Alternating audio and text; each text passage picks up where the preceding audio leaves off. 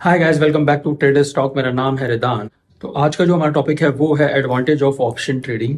तो ये video guys सभी ट्रेडर्स के लिए होगा, किसी भी इन्वेस्टर के लिए नहीं है। ये वीडियो ये ट्रेडर्स के लिए वीडियो है जो कि रेगुलरली ट्रेड करते हैं। तो इस वीडियो में आप जानेंगे कि आप किस तरीके से ऑप्शन का इस्तेमाल करके अपने ट्रेडिंग के प्रॉफिट को बढ़ा सकते हैं और अपने लॉसेस को भी कम कर सकते हैं। तो चलिए शुरू करते हैं। तो गाइज मुझे ऑलमोस्ट 13 ईयर हो गए हैं स्टॉक मार्केट में ट्रेड करते हुए। तो जो भी मैं इस वीडियो में आपके साथ शेयर करूंगा वो मेरा पर्सनल एक्सपीरियंस होगा, ये कोई भी ट्रेडिंग एडवाइस नहीं होगी।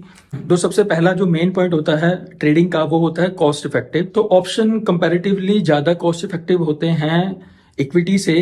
कैसे, आइए उस बारे में समझते हैं। तो गाइज ये तो आपने सुना ही होगा कि ऑप्शन में ट्रेडिंग करना काफी एक्सपेंसिव है, काफी पैसे लगाने पड़ते हैं तभी आप ऑप्शन में ट्रेड कर सकते हैं। तो ऐसा कुछ भी नहीं है गाइज। तो इसका सबसे पहला पॉइंट ही हमारा आता है कॉस्ट इफेक्टिव। ऑप्शन इक्विटी के मुकाबले काफी ज्यादा कॉस्ट इफेक्टिव होते हैं। मान लेते हैं कि आपके पास ट्रेडिंग कैपिटल है 1 लाख रुपीज और आपने एक शेयर चूज किया है जिसका शेयर प्राइस है 100। तो आप 1000 शेयर में ही ट्रेड कर सकते हैं, उससे ज्यादा उसमें ट्रेड नहीं कर सकते। और साथ ही साथ आपको उसमें ब्रोकरेज भी देनी पड़े। अगर आप उसकी डिलीवरी उठा लेते हैं तो आपको डिलीवरी चार्जेस भी देने पड़ेंगे। और वहीं पर अगर आप ऑप्शन में ट्रेड करते हैं तो मान लेते हैं कि उस शेयर की जो एट द मनी कॉल है यानी कि 100 की कॉल, उसका जो प्राइस चल रहा है वो चल रहा है 2 रुपीज और लॉट साइज है 1000।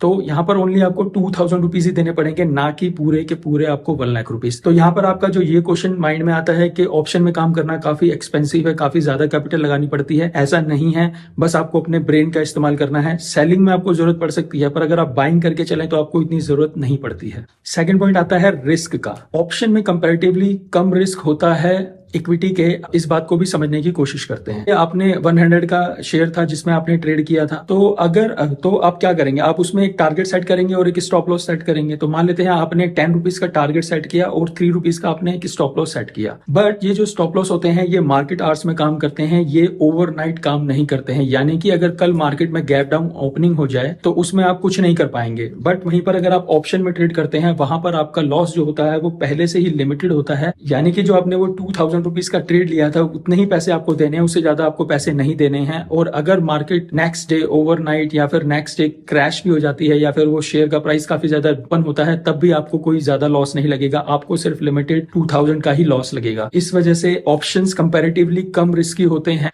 इक्विटी के।